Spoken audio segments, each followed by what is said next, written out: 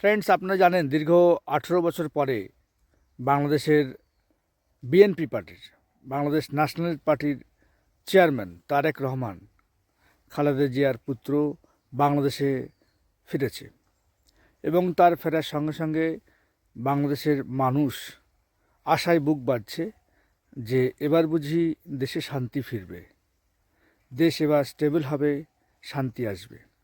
আজকের এই ভিডিওতে আমি ডিসকাস করব তারেক রহমান আসার ফলে সত্যি কি বাংলাদেশের রাজনৈতিক, অর্থনৈতিক কোনো উন্নতি হবে, না আগের মতোই অবস্থা থাকবে, এবং ভারতবর্ষের সঙ্গেই বা বাংলাদেশের কেমন সম্পর্ক তৈরি হবে, ডিটেলসে কিন্তু আজকের এই ভিডিওতে ডিসকাস করব। দেখো, নর্মালি যে গভর্নমেন্ট এখন চলছে, সুডো গভর্নমেন্ট মোহাম্মদ ইউনিসের নেতৃত্বে, সেই গভর্নমেন্টটা is backed by Islamic force, Jamaat-e Islam এবং র্যাডিক্যাল।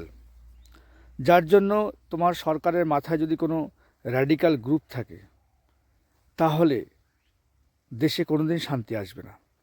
বিকজ তারা দেশে দে আর গভর্নড বাই র্যাডিক্যালিজম, কোনো র্যাশনালিজম তাদের মধ্যে নেই। যার জন্য দেখবে আয়ে দিন অশান্তি। হাদি মারা গেল, ওখানে একজন হিন্দু দীপু চন্দ্র দাসকে প্রকাশ্যে রাস্তায় পুড়িয়ে মারা হলো। এগুলো ম্যানিফেস্টেশন অফ র্যাডিক্যালিজম। অর্থাৎ গভর্নমেন্টের মাথায় যারা বসে আছে তাদের অঙ্গুলি হেলনেই কিন্তু এই সমস্তগুলো হচ্ছে। কিন্তু যেহেতু 12ই ফেব্রুয়ারি ভোট আছে এবং তারেক রহমান ফিরে এসছে, সম্ভবত ধরা হচ্ছে বিএনপি হয়তো গভর্নমেন্টে আসবে। কারণ আওয়ামী লীগকে যেহেতু ব্যান করা হয়েছে, সেজন্য একদম যদি ফার্স্ট সাইড বলে দিই, তারেক রহমানই next prime minister of Bangladesh. এখন তারেক রহমান তার বক্তব্যে বলেছে যে তিনি সমস্ত ধর্মের জন্য বাংলাদেশকে সিকিওর করবেন।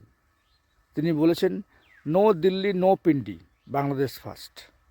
এই বক্তব্যগুলো তার খুব গুরুত্বপূর্ণ এবং তার এই বক্তব্য থেকে বোঝা যাচ্ছে যে তিনি বাংলাদেশকে কোন পথে নিয়ে যেতে চান। তিনি তার গভর্নমেন্টে যতটা সম্ভব জিহাদিদের কথা না শুনবেন, জিহাদিদের ইনফ্লুয়েন্স যতটা তিনি কমাতে পারবেন তার সরকার থেকে, ততটা বাংলাদেশ কিন্তু সুস্থির হবে, বাংলাদেশ স্টেবল হবে এবং শান্তির পথে এগিয়ে যাবে। যদি তিনি এই জিহাদিদের খপ্পরে পড়েন তাহলে কিন্তু বাংলাদেশের এই চরম দুরবস্থা কিন্তু চলতেই থাকবে। কারণ আপনাদেরকে খেয়াল রাখতে হবে, হাসিনার গভর্নমেন্ট কিন্তু নির্বাচিত সরকার ছিল। বাংলাদেশের মানুষ কিন্তু ভোট দিয়ে হাসিনার গভর্নমেন্টকে এনেছিল।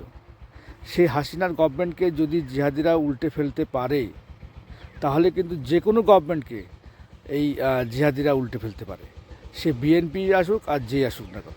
সুতরাং এখন তারেক রহমানের কাছে সবচেয়ে বড় চ্যালেঞ্জ হলো যে কীভাবে তিনি তার সরকার থেকে, তিনি কীভাবে যখন সরকার গঠন করবেন, কীভাবে তিনি জিহাদিদের বাদ দেবেন, জিহাদিদের কথা কম শুনবেন, সরকারের জিহাদিদের ইনফ্লুয়েন্স কম করবেন। যতটা কম করতে পারবেন ততই কিন্তু গভর্নমেন্ট সুস্থির হবে, স্টেবল হবে, পিস আসবে। এটা ভবিষ্যতই বলবে। এবং আরেকটা যেটা ইন্ডিয়ার সঙ্গে সম্পর্কের কথা বলি, বিএনপি পার্টি যতটা আমাদের আওয়ামী লীগ ইন্ডিয়ার কাছাকাছি ছিল, বিএনপি পার্টি অতটা কাছাকাছি নয়। কিন্তু খালেদা জিয়ার সঙ্গেও কিন্তু ভারতের সম্পর্ক ভালো ছিল। সেই জন্য আশা করা যায় যে বিএনপি পার্টি আসলে ভারতের সঙ্গে কিন্তু সম্পর্ক এখন যে দুরবস্থা রয়েছে, এখন যেটা অবস্থা রয়েছে তার থেকে অনেকটা ফার উন্নতি হবে।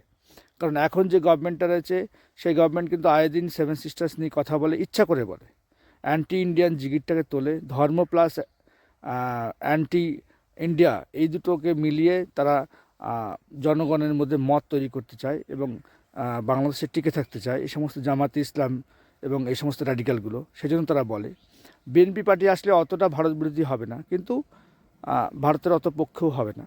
কিন্তু যাই হোক না কেন, একটা সম্পর্ক কিন্তু একটা ভালো জায়গায় যাবে। আশা করছি বিএনপি আসলে ভারতের সঙ্গে সম্পর্কটা ভালো জায়গায় যাবে, দেশের বাংলাদেশের অর্থনৈতিক, রাজনৈতিক উন্নতি হবে। কারণ তারেক রহমান 2008 সালে যখন গিয়েছিল, তাকে নির্বাচন করা হয়েছিল, তখন কিন্তু তার বিরুদ্ধে বিভিন্ন কারাপশনের চার্জেস ছিল এবং একটা আর্মস কারাপশন ছিল। সেই আর্মসটা কিন্তু শোনা যায় যে ভারতের বিরুদ্ধেই ব্যবহার করার জন্য তিনি আনছিলেন। যাই হোক, সে সমস্ত কথা নতুনভাবে তারেক রহমান যদি ভারতের সঙ্গে সম্পর্ক উন্নতি করতে পারে তাহলে কিন্তু বাংলাদেশের অর্থনৈতিক, রাজনৈতিক সমস্ত দিক থেকেই উন্নতি হবে। এখন ভবিষ্যতই বলবে, ভবিষ্যতে বাংলাদেশের যে সংস্কৃতিবান মানুষ আছে, যে ধর্মনিরপেক্ষ মানুষ আছে, তারাই ডিসাইড করবে বাংলাদেশ কোন দিকে যাবে। তারা যদি এগিয়ে না আসে, তারা যদি অন্যায়ের প্রতিবাদ না করে, তাহলে কিন্তু আস্তে আস্তে দেশটাকে জিহাদিরা খেয়ে নেবে। যেমনভাবে আরব কান্ট্রি, মুসলমান গভর্ন যে সমস্ত দেশগুলো আছে, ম্যাক্সিমাম কিন্তু দে আর রান বাই জিহাদিস। এইভাবেই কিন্তু বাংলাদেশ কিন্তু জিহাদিদের হাতে পড়ে যাবে, মৌলবাদের হাতে পড়ে যাবে। তাহলে কিন্তু সাধারণ মানুষের স্বাধীনতা সমস্ত কিছুই কিন্তু বিসর্জন যাবে। সুতরাং আগামী দিনে তারেক রহমান কীভাবে বাংলাদেশ চালাবে সেটা কিন্তু বাংলাদেশের জনগণের উপর ডিপেন্ড করছে। বাংলাদেশ জনগণ কতটা তারেক রহমানকে সাপোর্ট করবে তার উপরে ডিপেন্ড করছে। সুতরাং আপনারা কমেন্ট করতে পারেন আমার ভিডিওতে যে ভবিষ্যতে বাংলাদেশ তারেক রহমানের নেতৃত্বে কতটা উন্নতি করবে এবং কীভাবে এই অনাচারের সমাপ্তি ঘটবে। আমার ভিডিও ভালো লাগলে অবশ্যই লাইক করবেন, আমার চ্যানেলকে সাবস্ক্রাইব করবেন। Thank you, tata, bye by.